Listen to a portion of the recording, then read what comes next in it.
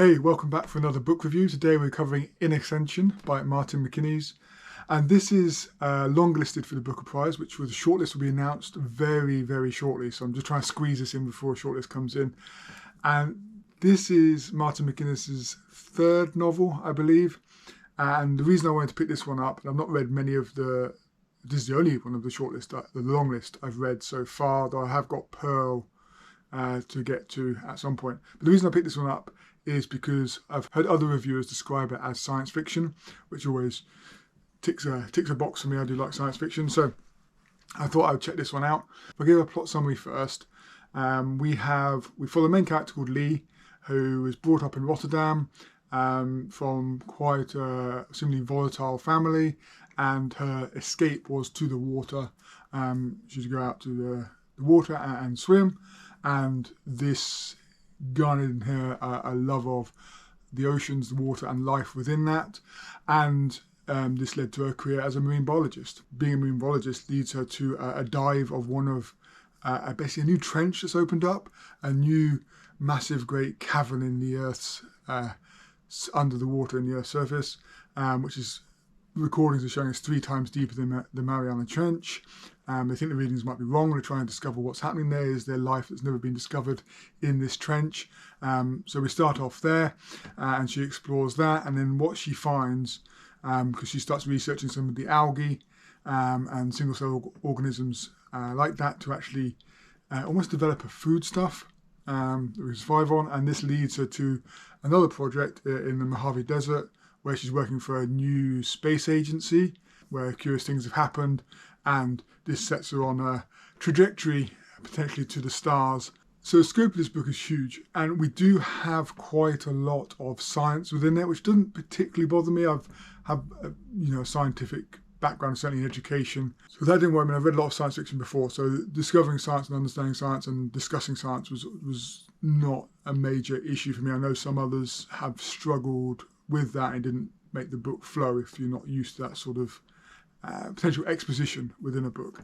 So, and we cover off some sort of biology around the algae and how we produce the algae, and we cover off obviously some astronomy, struggling to think of the word, astronomy, as we look towards the stars. So that didn't bother me particularly.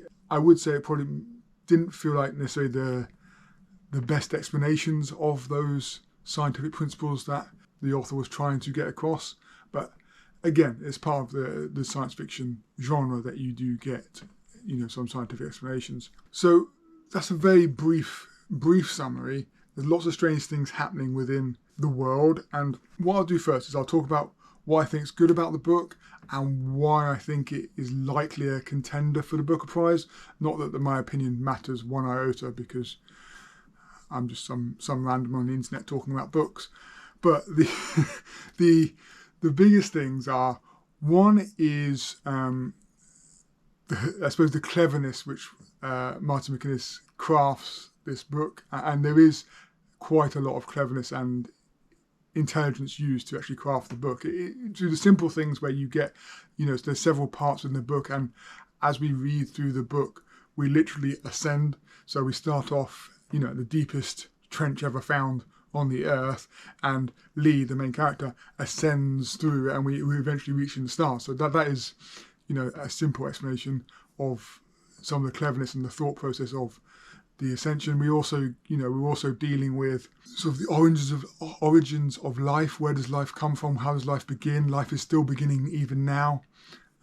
We deal with ecological issues as well, which I think is incredibly topical at the moment, and this is set in the very near future. Most of this takes place in the very near future, where ecological issues, the crisis has developed further, and there is more challenges the Earth is facing and humanity within that is facing, and it's that separation of, or the way we view ourselves, we separate ourselves from the Earth. And Martin MacInnes, in some of his interviews, has made a good point of, we see ourselves as being on the Earth rather than being of the Earth, which I think is a really valid point and is something that the book does sort of deal with. There's always that background element of the commercialization of the Earth, and the Earth seen as a resource rather than part of us and us being part of it. We also have how sort of life, sort of almost like the way it's been, is curving back to the Earth, to our home as well. And there's a lot of talk about, wonder and sort of cosmic wonder and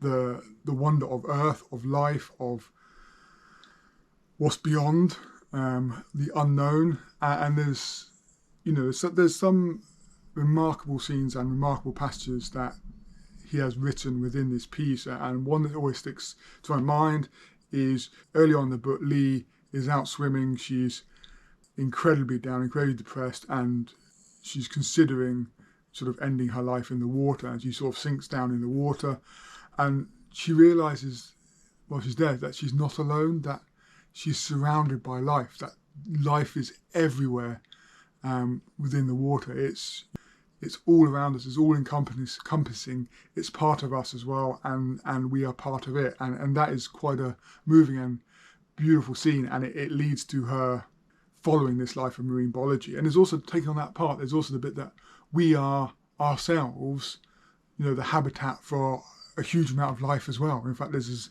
almost as much living on us or in us as us, if not more. And it's that sort of, we are not separate from the earth. We are not entities living on a habitat. We are part of the habitat, and habitat is part of us, and we are a habitat in ourselves. So there's all those connections, and distance, and so many things that he covers off in his novel. And this is why I think it's a solid contender on the long list, and a solid contender probably for the short list as well. Whether it will win it, as I say, I have no insight on that whatsoever, because I only read this one. So on the negative side, after all that positiveness, I will say I didn't particularly enjoy it.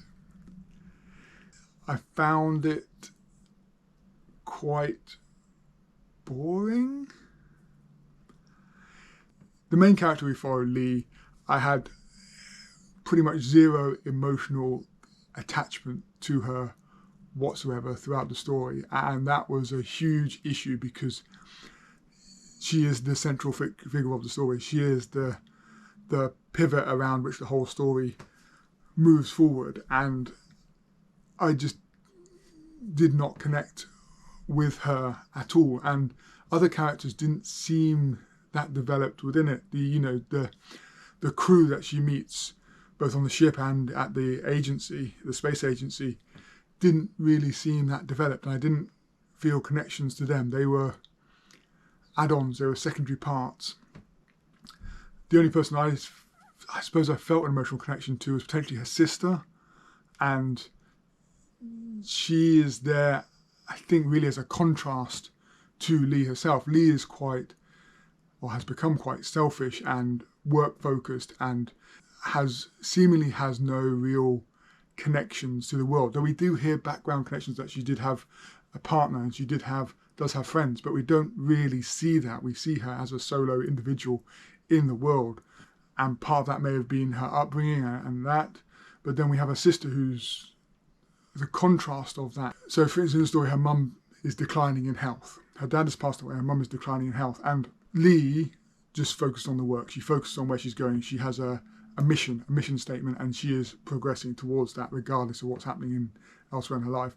As her sister is much more, she has her own career, she has her own life, but she puts her family first, and therefore she steps in and becomes the older sister, even though she's the younger sister. And there's that discussion on that point quite often about the younger and the older, and the responsibility and family and work and individual.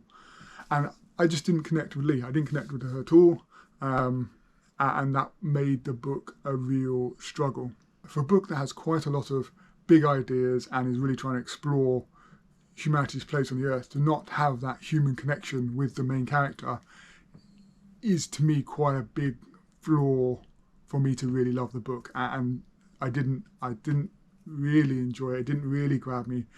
And I'll go back. I think the main challenge I had was that I didn't connect with the main character. And if I'm not connected to the main character, then the rest of the stories falls to the wayside, really, in this instance. And unlike some sci-fi where the character is purely there to drive the plot and to give you the big ideas, I felt the big ideas were there, but they were entwined, and the individual and the character was just as important in this story. It's not just about the big ideas, it's about the individual within that, and it didn't work for me. I've known other people who have really connected with Lee and sing this book's praises, and I think this is the big divide of who really likes the book and who doesn't. If you don't connect with that main character and her storyline, I think this book will fall down and not be a winner for you. If you do manage to connect with her storyline and with her as an individual on the page, then this book will probably sing to you and you will love it. And this is why I still think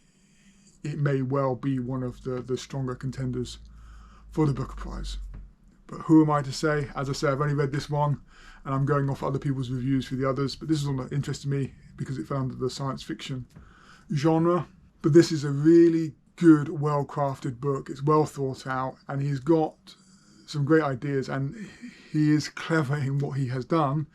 It just doesn't work for me because I didn't have that emotional connection and attachment to the central character. And that is where I'll leave this review. So thank you for watching. If you've read this book, what were your feelings? Did you enjoy it? Did you not enjoy it? If you did enjoy it, did you really connect with Lee? Or did you enjoy it despite not connecting with Lee? And if you didn't enjoy it, did you have the same issues with me or different issues? I'd be very interested to hear your thoughts on this, and let's see, does it make the shortlist or not? Thank you for watching. I hope you enjoyed the video. I try to put out roughly 2 videos a week. Normally on a Monday, I try and do a book review video, and then on a Friday, we've generally got a more general bookish video about various bookish topics.